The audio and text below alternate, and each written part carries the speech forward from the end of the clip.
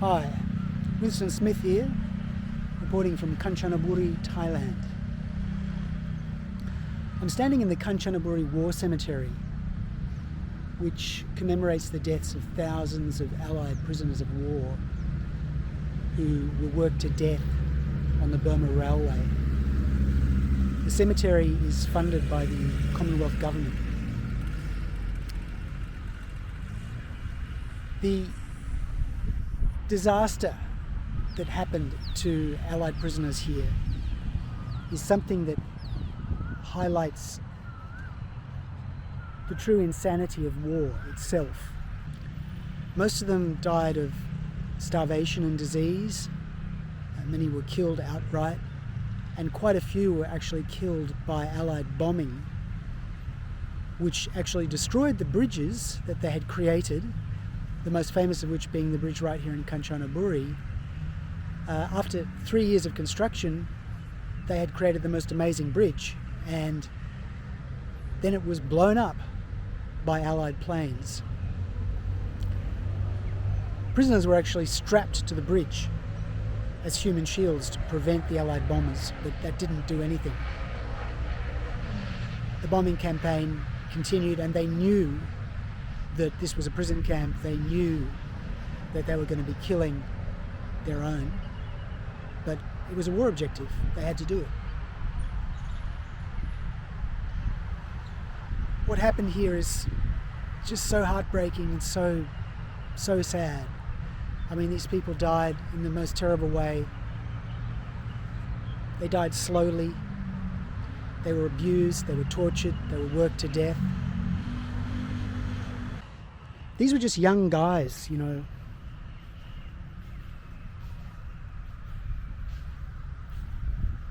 Most of them in their 20s. They had their whole life ahead of them. There's about 3,000 headstones here. They're all just young guys. They had no idea what they were doing here. They had no idea why they were in this war in the first place.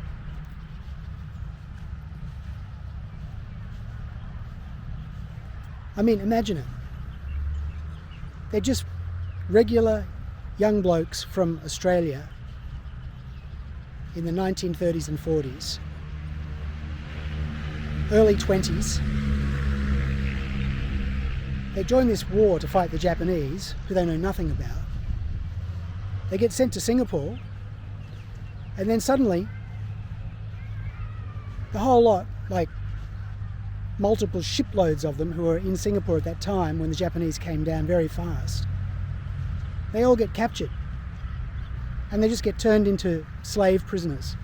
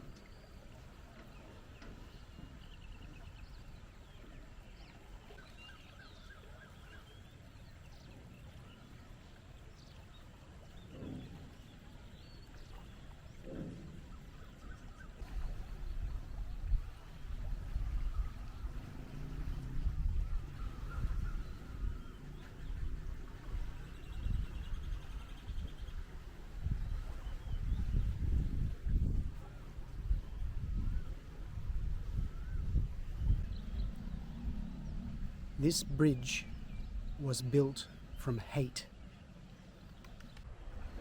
Thousands of Aussies were brought here. The reason they ended up in this remote location was actually because they were abandoned by the British Empire, which had decided to sacrifice Singapore during the initial advance of the Japanese south through the Malaysian Peninsula. And they were brought here to a place they had no idea of where they were, to carry out a plan which was frankly quite insane. When you walk around here, you can sense the ghosts, the tens of thousands who perished here for this insane plan. And these were young men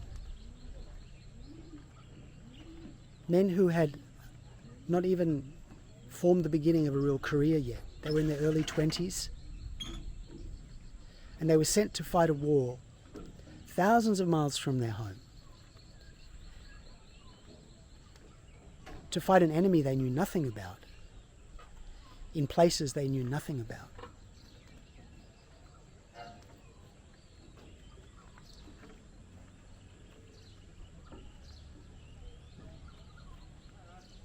And they were simply sacrificed.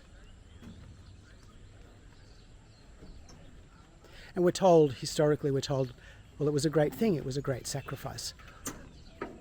I dispute that. What this bridge illustrates for me is that war itself is the great crime. It's not what happens in war. It's not the unfortunate things that happen in war, but the war itself is important.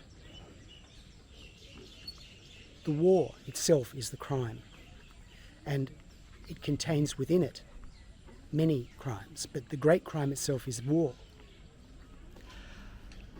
I'm back at the River Kwai Bridge today, 1st of May 2026. It's incredibly hot here.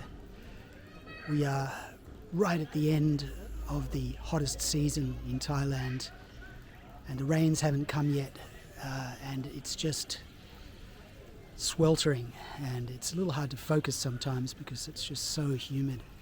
It's hard to be productive and be efficient, and that made me think also about what it must have been like for these slave prisoners working on this insane project to build a 400-kilometre railway track from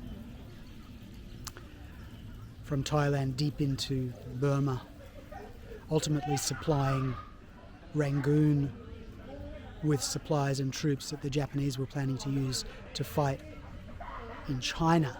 They were actually going to use this as a supply route for China, if you can believe that. The reason is because the sea routes were cut off. After the Battle of Midway in 1942, the Japanese lost all of their aircraft carriers, and they had no ability to command the oceans. And their only opportunity at that point was to make a land route so that they could then continue their advancement into Burma to attack India and then north into China. It was a hopeless plan. It was never going to succeed. It seemed to be just driven by some crazy ideology. Today I went to the Death Railway Museum, which is right next to the Kanchanaburi War Cemetery, and it's an incredible place. Really highly recommend it. It's a beautiful museum, really well laid out, very thoughtfully done. It explains so much about the history and every detail that happened over that period. The bridge here is very busy today, and I think it's like this all the time. There's just a constant flow of tourists here in any different language. Many of them, to me, look as if they don't really even know what this bridge is. There's kind of just a holiday sense of it, and people just take silly photographs posing on the bridge. And I don't know if they realise what this bridge is. It's a testament to the death of 100,000 people. That's how many people died in the construction of the railway. And the bridge has been preserved to commemorate that. But I don't know how many people really take an interest in history. From the way a lot of tourists behave, it looks like it's just a bridge, some crazy old steel bridge, and they just want to take photographs and have some fun, talk loud and make jokes. That seems to be how it's perceived. Fine. just reflecting on that, because it just adds to the irony of the whole situation. I'm going to be making a few videos coming up talking about what's happening in the world right now. But I just wanted to reflect on this because, man, this was something else. And this is what happens when war gets serious. And it can happen again. It can happen again today, tomorrow, next month.